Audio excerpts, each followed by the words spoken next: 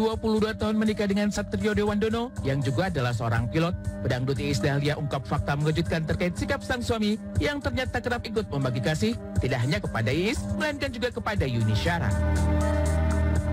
Hal itu terjadi di saat Yuni Syara sakit, kemudian suami Iis Dahlia pun ikut memberi perhatian lebih kepada kakak kandung Krisdayanti itu. Namun meskipun menyaksikan sendiri kejadian di mana sang suami memberi perhatian kepada Yuni Syara, ada apa dengan Iis Dahlia yang justru memilih bersikap cuek? Kalau papa tuh jangankan sama Salsa gitu, sama teman-teman mama, sahabat-sahabat mama, dia tuh sayangnya kayak apa? Cium juga teman-teman sahabat kan dicium juga apa? Jangan dulu pamannya aku kan bersahabat sama Yanti, sama Yunat itu kan bersahabat. Yanti itu Krisdayanti, Yunat itu Yuni Syara. Oh, baru tahu. Baru tahu. Terus pernah ada satu masa Yuni sakit. Ya. Itu laki gue dicium juga. Gak dong. Ya maksudnya ngurus. Jadi karena kita tuh kan udah keluarga, terus laki gue juga udah kenal deket gitu ya. Jadi aku tuh nggak pernah ada prasangka atau bagaimana karena emang laki gue tuh orangnya seperti itu. Sebagai sahabat dekat, Iis Dahlia memang telah meyakini bahwa persahabatan yang telah dibangun dengan tulus tidak akan pernah dikhianati. Apalagi ia dan Yunet alias Yuni sudah lama bersahabat sejak awal berkarir di dunia tarik suara, yaitu lebih dari masa 30 tahun. Keduanya berkenalan di sebuah gerbong kereta api ketika sama-sama berada di kereta yang sama untuk perjalanan keluar kota. Tapi kalau dari pasangan sahabat ini, Mama Iis sama Mbak Yuni Syara tuh sebenarnya emang berteman bersahabat dari umur berapa, masih inget gak? Berapa tahunnya kapan, tapi sejak kita itu merintis karir masih numpak sepur ya. Numpak sepur. Jadi naik kereta. Zaman dulu kita kalau ngamen keluar kota tuh naiknya sepur, naik kereta api. Dan kita itu saya naik kereta, Iis naik kereta. Pas lagi jalan mau ke restorasi ya kalau di kereta api. Sepurnya sepur kelodok, jadi bukan sepur yang mahal. Kamu penyanyi ya, aku bilang gitu. Kamu penyanyi ya gitu. Iya gitu ya. Tapi semenjak itulah kita menjadi ingat banget, itu menjadi gimmick kan itu, lihat sosok Iis Dahlia, terus kita sangkatan ya, sangkatan segala macam. Terus berteman di tahun udah semenjak kamu dari Cibubur pindah ke Cilandak apa segala macam, makin dekat rumahnya, makin dekat semuanya, ya udah. Sejak awal bertemu di kereta dan kemudian hubungan keduanya makin dekat hingga sama-sama telah memiliki rumah tangga masing-masing, Yuni Syara dan Iis Dahlia masih terus menjaga kedekatan satu sama lainnya. Bahkan hingga saat ini, Yuni Syara selalu memiliki tradisi untuk mengosongkan wardrobe di lemari, sehingga Iis Dahlia dan Salsa buat Iis selalu kebagian rezeki. Sementara itu, Iis yang berusia lebih muda kerap curhat tentang hal apapun kepada Yuni yang dianggap lebih dewasa, sehingga dijuluki dengan sebutan Bunda.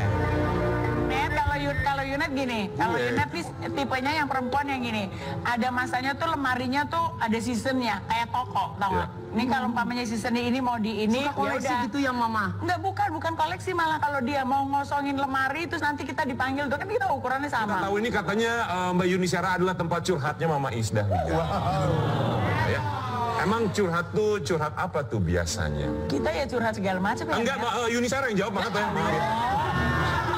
Jadi semua itu ngomong karena menurut aku kalau sudah dipercaya ngomong, ya aku simpan. Ternyata dia sendiri yang ngomong ya kemana-mana, tapi maksudnya diam di aku. Jadi terima kasih sebenarnya untuk teman-teman perempuan-perempuan yang maksudnya, saya ini logis sekali orangnya. Jadi kalau ngasih saran pasti akan logis, yang nggak yang nggak memanas-manasi, yang bikin itu yang realistis lah ya. Makanya jadi dipanggilnya sama kita gitu.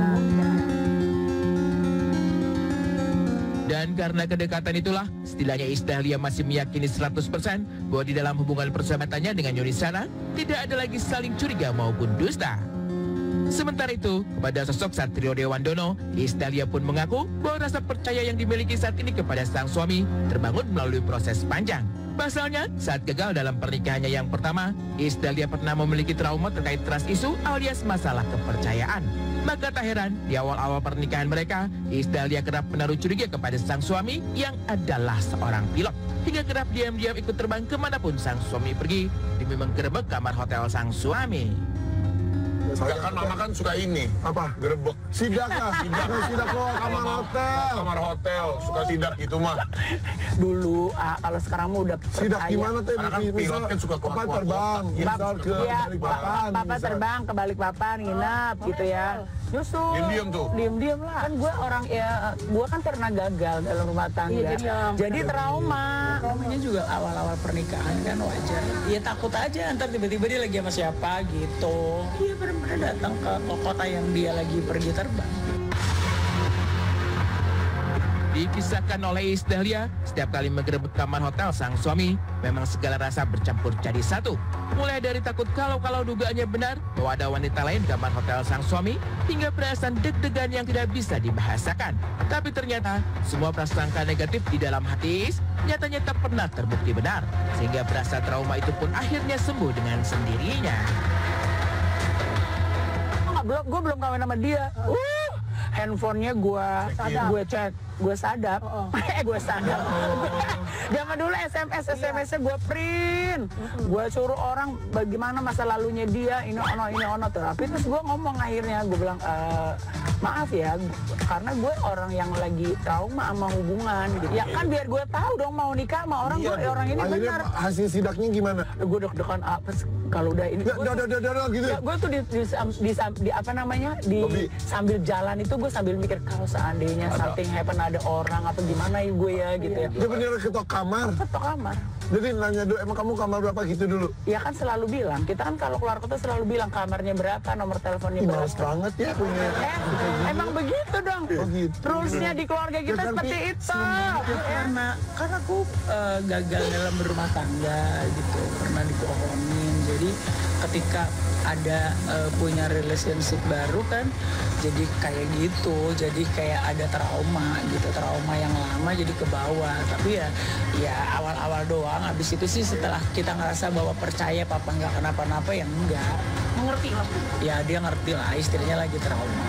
Ya trauma aja, lebih kepada trauma sih.